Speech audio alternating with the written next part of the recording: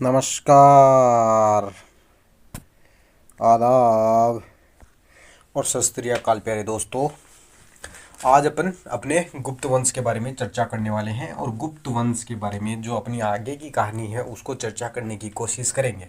इससे पहले मैं आपको बता दूं, अपन लोगों ने गुप्त वंश की जानकारी के स्रोतों की चर्चा कर ली है। जानकारी के स्रोतों की चर्चा कर ली है। ठीक, गुप्त कौन थे इस बारे में अपन ने चर्चा कर ली है। प्रारंभिक राजाओं की अपन लोगों ने चर्चा कर ली है। प्रारंभिक राजाओं में श्रीगुप्त, घटोत्कच, चंद्रगुप्त प्रथम और उसके बाद में अपन ने समुद्रगुप्त की बात कर ली है। और समुद्रगुप्त के बारे में अपन ने कहानी अपनी अधूरी छोड़ रखी थी। समुद्रगुप्त के बारे में अपन ने दो चीज़ों के बारे में चर्चा कर ली है, जिनमें अपन समुद्रगुप्त के अभिलेखों की चर्चा कर चुके हैं। अभिलेख और अभिलेखों के अंदर अपन लोगों ने चर्चा की है किस चीज़ की?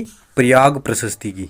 आप लोगों को पता होगा प्रयाग प्रशस्ति के बारे में अपन लोगों ने डिटेल में चर्चा की है। इसके बाद में उसके समुद्रगुप्त के सिक्कों की अपन ने चर्चा की है, सिक्के।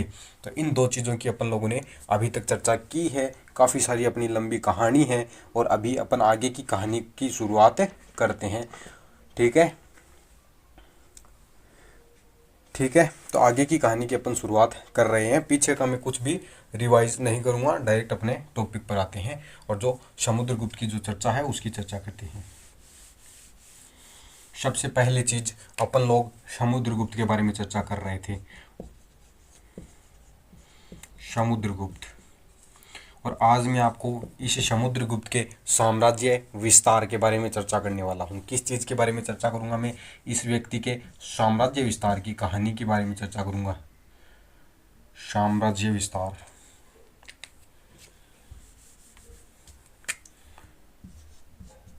साम्राज्य विस्तार की चर्चा करूँगा। ठीक है, इस चीज़ की मैं चर्चा करने वाला हूँ।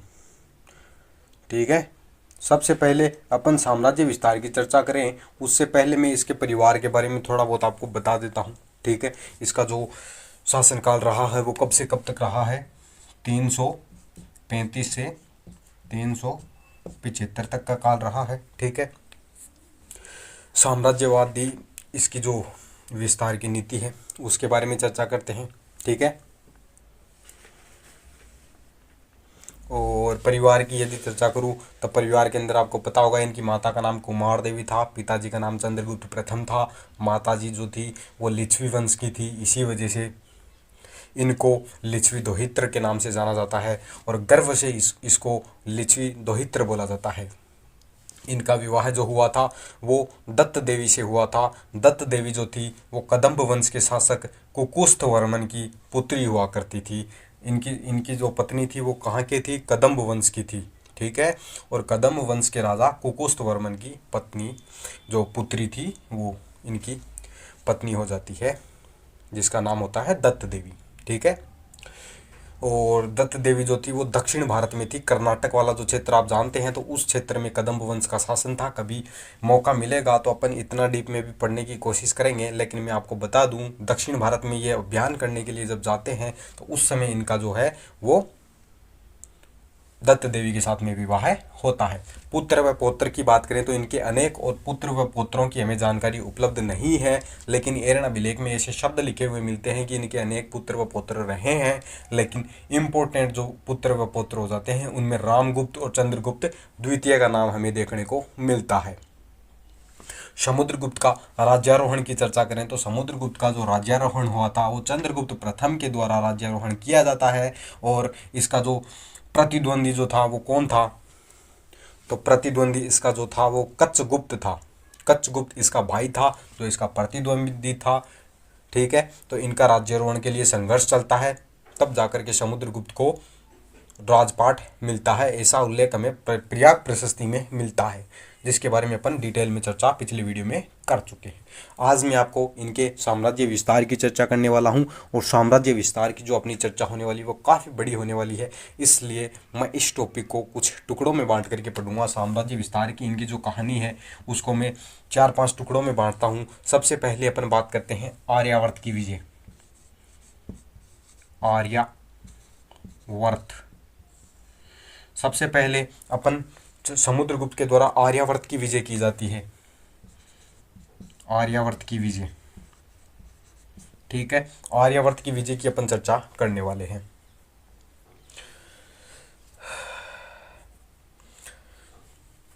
आर्यावर्त की अपन चर्चा करने वाले हैं। पहले इसको मिटा देते हैं, पूरे को हेडिंग लगा लेते हैं समुद्रगुप्त,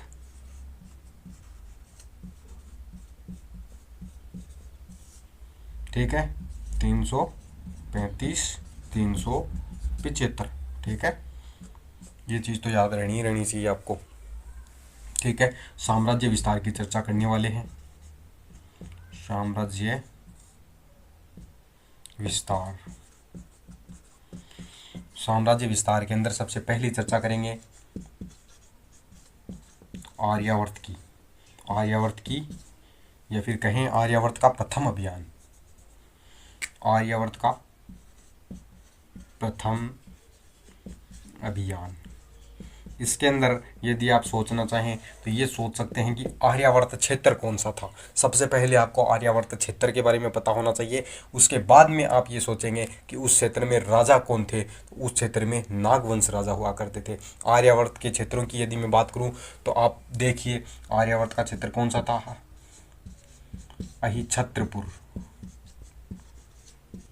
अहिछत्रपुर, जिसे अपन बरेली कहते हैं, ठीक है, इसे आप अहिछत्रपुर के नाम से जान सकते हैं। दूसरा क्षेत्र था पद्मावती, पद्मावती, इसे ग्वालियर के नाम से जाना जाता है, ग्वालियर, ठीक। तीसरा अपना क्षेत्र कौन सा हो जाता है, तो तीसरा अपना जो क्षेत्र हो जाता है वो हो जाता है पुष्यपुर, पुष्यपुर। इसकी बात करें तो ये हो जाता है कन्नौज वाला क्षेत्र, कन्नौज, ठीक है। तो ये क्षेत्र हो जाते हैं। एक क्षेत्र और आ जाता है विदिशा, विदिशा बोले तो मथुरा। अब आपको समझ में आ गया होगा कि आर्यावर्त का क्षेत्र कौन सा था। आर्यावर्त का क्षेत्र बरेली, ग्वालियर, कन्नौज और मथुरा वाला क्षेत्र। जाइए गूगल पर ढूंढिए और चेक कीजिए कि ये कौन सा क्षेत्र है आर्यावर्त का, तब आपको पता चलेगा कि आर्यावर्त का क्षेत्र कौन सा था। बरेली, ग्वालियर, कन्नौज और मथुरा, जिन्हें उस समय अहिछत्रपुर, पद्मावती, पुष्यपुर और विदिशा के नाम से जाना जाता था। अहिछत्रपुर का उस समय जो राजा हुआ करता था वो कौन सा था, तो वो था अच्युत। इस क्षेत्र का राजा था अच्युत, और ये शासक कौन सा था, नागवंशी। ये सारे के सारे नागवंशी राजा हैं, ठीक है। तो ये आप याद रखना, अच्युत उस समय राजा था, नागवंशी राजा था। पद्मावती की बात करें तो पद्मावती में कौन था, नागसेन, नागसेन, ये भी नागवंशी राजा था, ठीक है। पुष्यपुर, पुष्यपुर में कौन था, तो पुष्यपुर में एक व्यक्ति का नाम आता है कोतकुलज, कोतकुलज। ये जो व्यक्ति था वो पुष्यपुर में था, ठीक है। तो ये चीज़ आप नोट कर सकते हैं, कोतकुलज हो गया। और ये जो अपना विदिशा वाला क्षेत्र है इसका हो जाता है गणपति नाग, गणपति नाग। समुद्रगुप्त के द्वारा सबसे पहले आर्यावर्त का प्रथम अभियान किया जाता है और नागवंशी राजाओं को हराया जाता है, जिसमें अपन देखते हैं अहिछत्रपुर का अच्युत, पद्मावती का नागसेन, पुष्यपुर का कोतकुलज और विदिशा का गणपति नाग। इन सभी राजाओं ने एक साथ में समुद्रगुप्त पर आक्रमण किया था, और जो समुद्रगुप्त पर आक्रमण किया गया था वो क्षेत्र हो जाता है कौशाम्बी। इनके बीच में समुद्रगुप्त और इन सभी राजाओं के संघ द्वारा आक्रमण किया गया। तो इनका जो युद्ध होता है वो कहाँ पर होता है, तो वो होता है कौशाम्बी में, कौशाम्बी, ठीक है। इस क्षेत्र के अंदर युद्ध होता है, कौशाम्बी में युद्ध हुआ। इतनी चीज आप आर्यावर्त के प्रथम अभियान से संबंधित जान सकते हैं। अब अपन चर्चा करते हैं अगले अभियान की, जिसका नाम आ जाता है दक्षिणापथ का अभियान, दक्षिण का अभियान।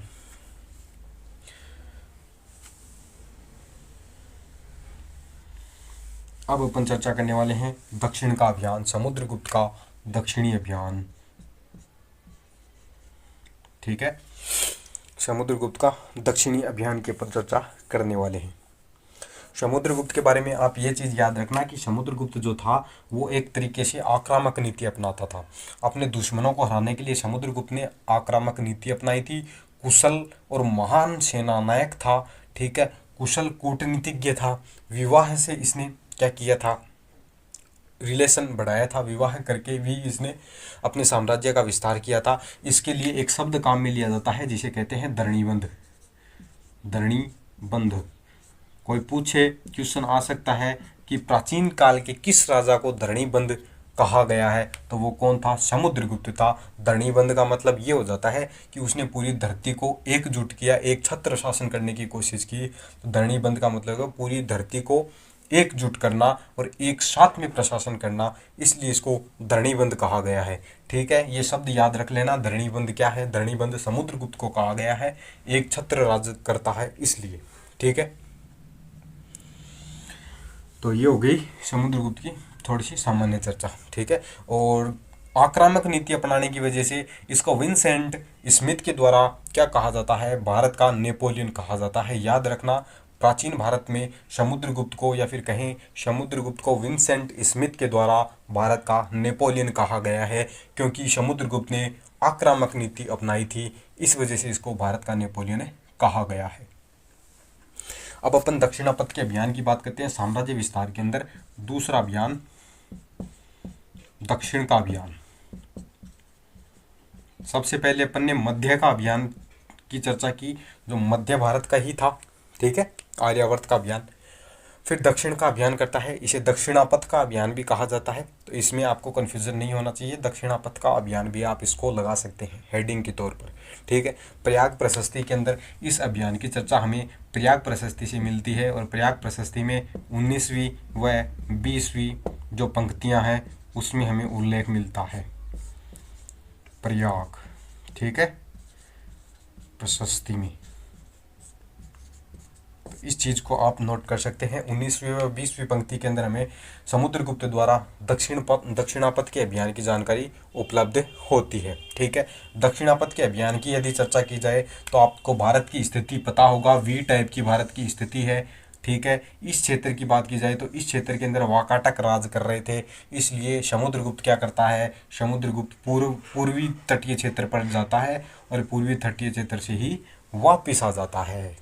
इसलिए इतिहासकारों का मानना है कि समुद्रगुप्त ने पश्चिमी तट वाले वाकाटक राजवंश से संघर्ष नहीं किया, शायद इसका कोई अच्छा रिलेशन रहा होगा, इसलिए इसने पश्चिम के साथ में, पश्चिमी तट पर किसी भी राजा के साथ में, वाकाटक राजवंश के साथ में इसने कोई भी क्या नहीं की, बदमाशी नहीं की, इधर कोई भी आक्रमण नहीं किया गया। ठीक है, पश्चिम की तरफ इसका जो अभियान होता है इसमें बताया जाता है कि शायद इसने क्यों किया था, ये जो पूर्वी दक्षिण का अभियान था, इसलिए इसको कहा जाता है दक्षिण के अभियान को कि शायद इसने आर्थिक लाभ, शायद इसने आर्थिक लाभ के उद्देश्य से किया गया हो। ठीक है, आर्थिक लाभ के उद्देश्य से कुछ इतिहासकार बोलते हैं कि इसने आर्थिक लाभ, धन के लिए इसने दक्षिण में अभियान किया था, तो ऐसा भी इतिहासकारों का मानना है।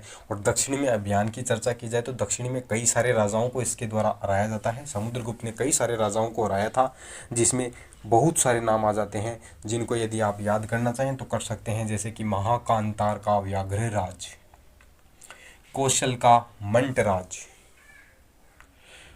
पिष्टपुर का महेंद्रगिरी, कोट्टूर का स्वामीदत्त, एरंडपल का दमन, कांची का विष्णुगोप, अवमुक्त का नीलराज, और वेंगी का हस्तिवर्मा।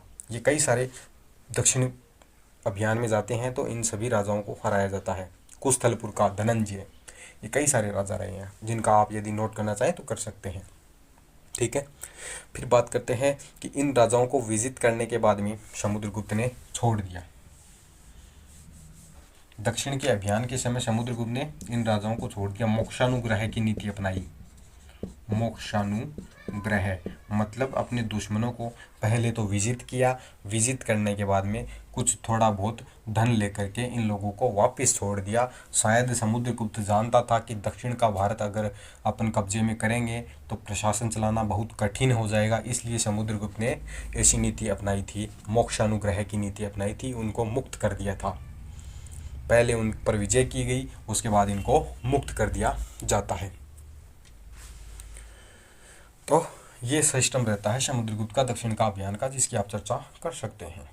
अब अपनी चर्चा करते हैं आर्यावर्त का द्वितीय अभियान। वही आर्यावर्त का क्षेत्र जिसके बारे में मैंने आपको पिछले वीडियो में भी, पिछले हेडिंग में भी बताया था, आर्यावर्त के प्रथम अभियान से संबंधित। ठीक है, तो ये मान के चलिए आर्यावर्त का दूसरा अभियान, आर्यावर्त का सेकेंड अभियान, तो ये चीज़ आप हेडिंग लिख सकते हैं। अब आर्यावर्त के द्वितीय अभियान की बात की जाए तो आर्यावर्त के द्वितीय अभियान में कुछ प्रमुख राजाओं को हराया जाता है, जिनमें 9 प्रमुख राजाओं का हमें उल्लेख मिलता है। हरिसेन द्वारा 9 राजाओं का उल्लेख किया गया है। दूसरे अभियान के समय 9 प्रमुख राजाओं को हराया, और ये राजा कौन से थे? ये नागवंशीय ही राजा थे, जिनमें कई सारे नाम हमें देखने को मिल जाता है। 9 राजा कौन से हैं? एक आ जाता है रुद्र देव, एक आ जाता है मतिल। ठीक है, एग्जाम में पूछा जा सकता है, याद रखना कि समुद्रगुप्त ने आर्यावर्त का यदि दूसरा अभियान किया था तो उस समय कौन सा राजा रहा था, ये क्वेश्चन आपसे किया जा सकता है। ठीक है, दूसरा आ गया नंदी नागदत्त। नंदी नागदत्त, ये अपना तीसरा व्यक्ति आ जाता है। एक आ जाता है चंद्रवर्मा। ठीक, एक आ जाता है गणपति नाग।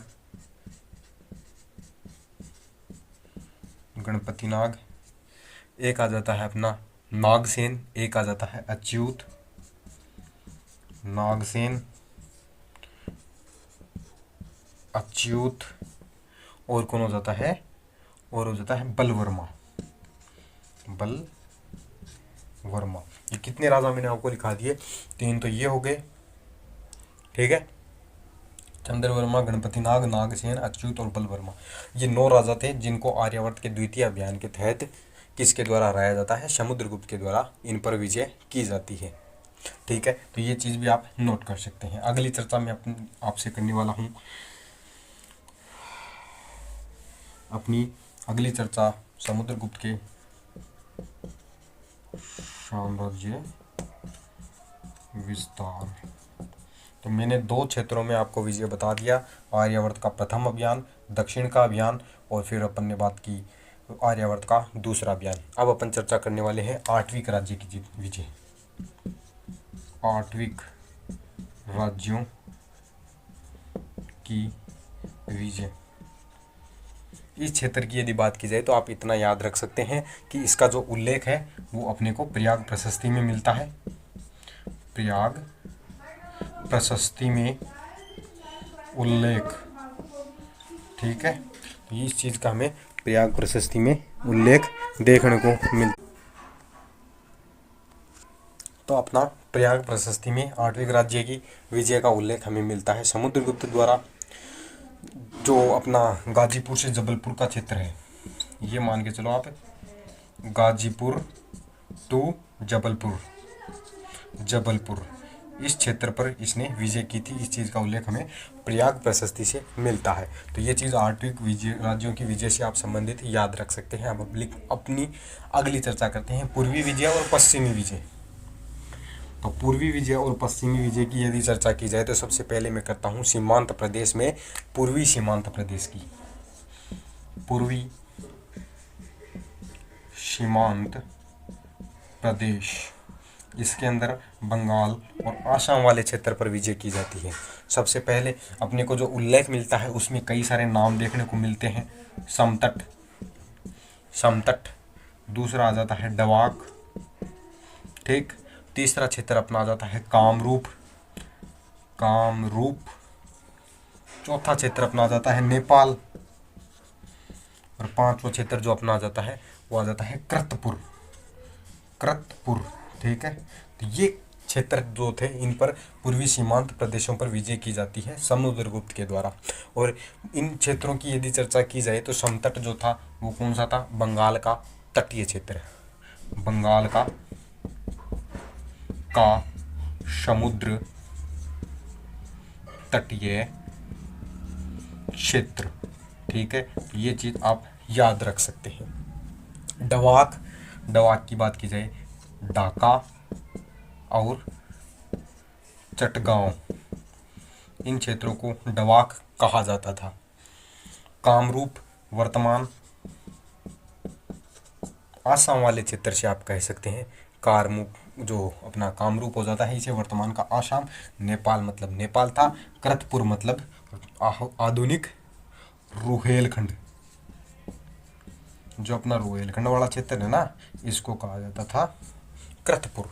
तो समतट, डवाक, कामरूप, नेपाल और कृतपुर की विजय किसके द्वारा की जाती है, अपने समुद्रगुप्त के द्वारा की जाती है,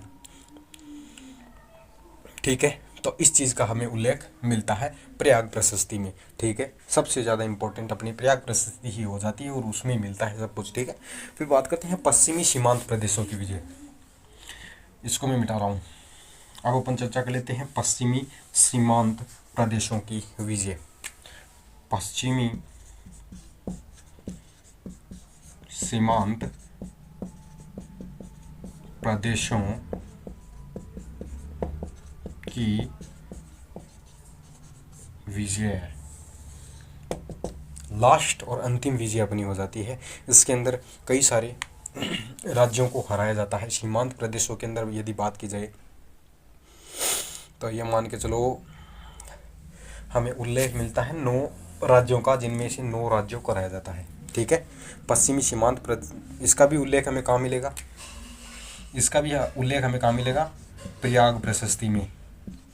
प्रयाग प्रशस्ति में, प्रयाग प्रशस्ति में उल्लेख मिलता है 9 जातियों पर विजय, 9 जातियों पर विजय, इस चीज का हमें उल्लेख मिलता है। वो 9 जातियां कौन सी थी वो मैं आपको बता देता हूं, यदि आप याद करना चाहें तो कर सकते हैं, ठीक है।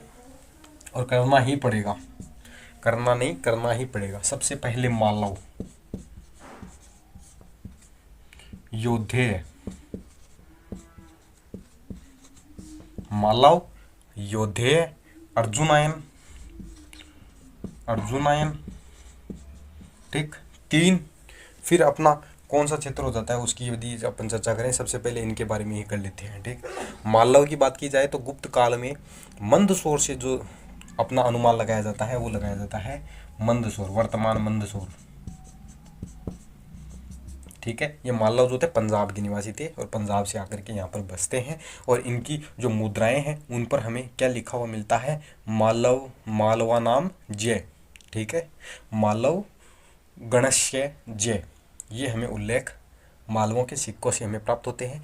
योद्धेय की बात की जाए तो योद्धेय वर्तमान हरियाणा के क्षेत्र में था और इनके सिक्कों पर हमें क्या लिखा हुआ मिलता है, योद्धेय के सिक्कों पर हमें बहुधान्यक योद्धेय नाम लिखा हुआ मिलता है, बहुधान्यक योद्धेय नाम, ये शब्द लिखा हुआ मिलता है।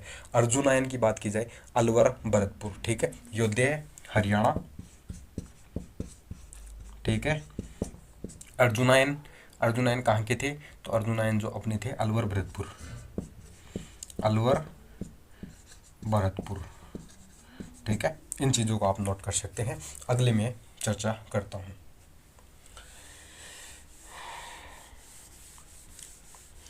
अगली चर्चा में करने वाला हूँ अगले जातियों की, अगले राज्यों की जिन पर विजय की जाती है, जिनके अंदर अपने कई सारे नाम आ जाते हैं। एक का नाम आता है मारदक।